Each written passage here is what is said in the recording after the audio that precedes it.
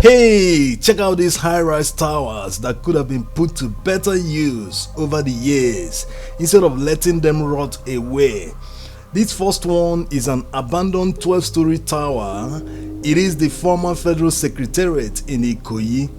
It is visible from far and wide in Ikoyi. This shot from Obalende shows the iconic building.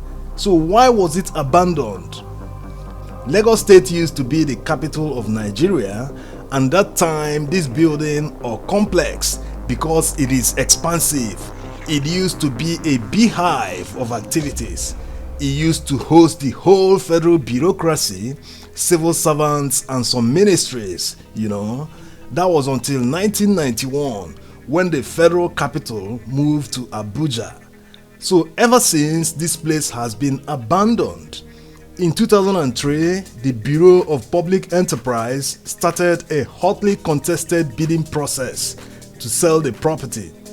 Even Dangote bid for the complex, but eventually Resort International Limited won the bid. The sale process, which took about 2 years to conclude, failed to save this complex because of the conditions set by the Lagos State government. The winner of the bid actually paid 7 billion naira for a 99-year lease to convert the sprawling complex to 480 luxury 2-bedroom, 3-bedroom and 4-bedroom apartments. But about 2 years after renovation work started, the Lagos authorities halted the project, citing the fact that it was not the original plan of the building, that the company must obtain a change of use permission before renovation works can continue. They also demanded that they apply for a fresh certificate of occupancy and a consent of the state governor on the property. These conditions, they said, was necessitated by the fact that changing the use of the building contravenes the Ikoyi and Victoria Island Model City Plan. These conditions, many believe, were done by the Lagos State government to throw spanner in the works because they expected the federal government to hand over or sell the building to them and not to sell it to a private company. On the other hand, these conditions were too much for the company to bear, as they have already concluded a lease agreement with the federal government. They also had pre-sold more than half of the apartments before the Lagos authorities stopped renovation works. What saved the company from eating the loss?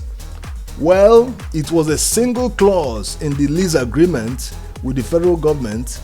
That clause stated that the federal government would be responsible for obtaining a no objection approval from Lagos State government if necessary. They have since taken the federal government to an arbitration court where they won. Well, the people remains the ultimate loser in this saga as this complex continues to rot away.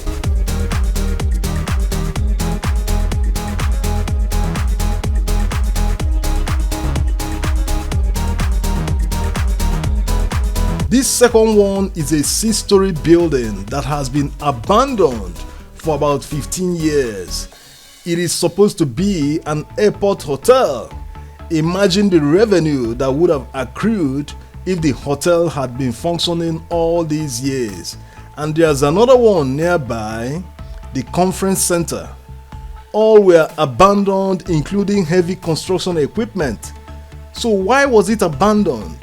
Why was this site evacuated in a hurry? If you look around, you will see that scaffold, a giant crane and some machinery were all left in place. So what happened? First of all, the hotel and the conference center were built under a BOT agreement. BOT means build, operate and transfer.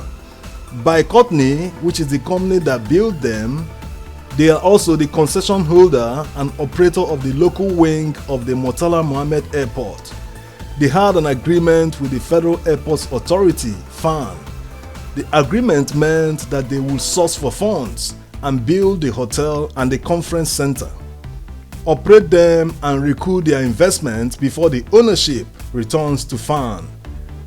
Problem arose when FAN disputed some parts of the concession agreement, which is different from the BOT agreement they had for these projects. FAN said the airport concession agreement was for 12 years and not 36 years as claimed by Courtney. In 2013, while the two parties were still disputing the duration of the concession agreement, FAN terminated the leases they granted by Courtney to build the projects.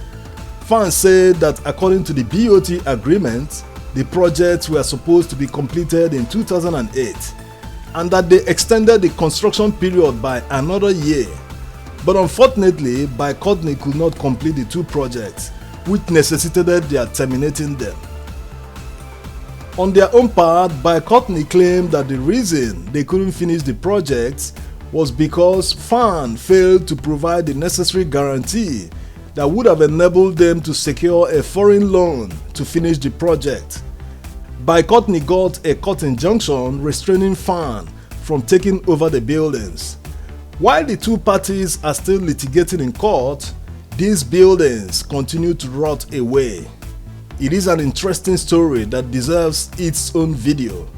It's time for them to resolve the dispute and reach an out-of-court settlement. The government should accept the fact that a concession agreement has been made. Whether they regret the terms or feel that it is hugely in favor of the concessionaire is too late. They should resolve the dispute through an out-of-court settlement so that these projects can be completed.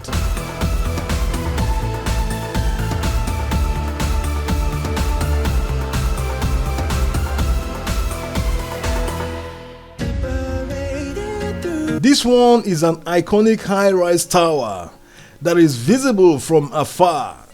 Anyone that passes through the Lagos-Badagry Expressway must have seen this imposing high-rise tower. This iconic tower is one of the oldest abandoned buildings around town. It's not clear why it was abandoned, but what is clear to many, especially people living around the neighborhood, is the fact that it's been standing here for more than 30 years. It is older than most buildings around here in Ijaniki.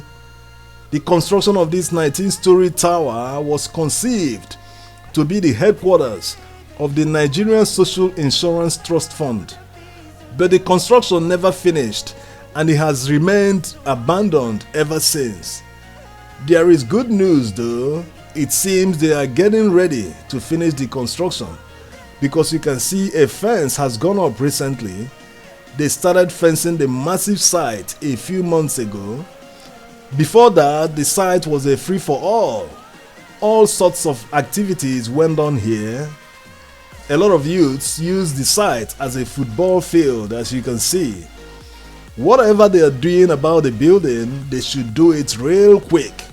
If they still intend to use the building as their headquarters or they want to sell it, this tower can make a good condominium full of apartments. It can definitely reduce the housing shortages instead of rotting away.